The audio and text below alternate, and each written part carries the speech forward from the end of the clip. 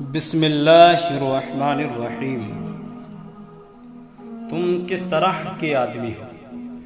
ایک دفعہ حضرت ابراہیم ادہم کو کسی شخص نے دعوت پر بلایا۔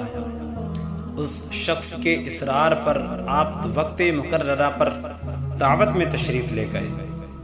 وہاں پہنچے تو دیکھا کہ اور بھی بہت سے لوگ مدعو ہیں، مگر وہاں ایک سرکردہ شخص کا بڑی شدت سے انتظار کیا جا رہا ہے۔ آپ بھی وہاں جا کر بیٹھ گئے۔ جب لوگوں کا انتظار طویل ہوا تو ان میں سے ایک بول اٹھا، کیسی بد اخلاقی اور بدتمیزی ہے، اور وہ شخص کس قدر بدمزاج ہے کہ ابھی تک دعوت میں نہیں آیا۔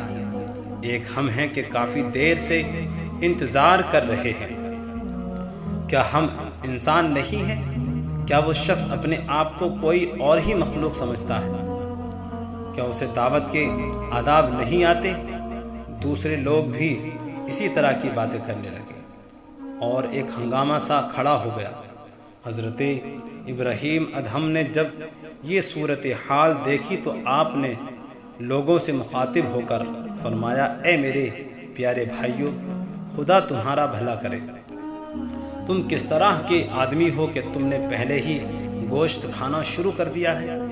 حالانکہ دستور و قاعدہ تو یہ ہے کہ پہلے روٹی کھائی جاتی ہے اور پھر گوشت کھایا جاتا ہے، مگر تم غیبت کر کے ایسا گوشت کھا رہے ہو جیسا کہ مردہ بھائی کا ہو۔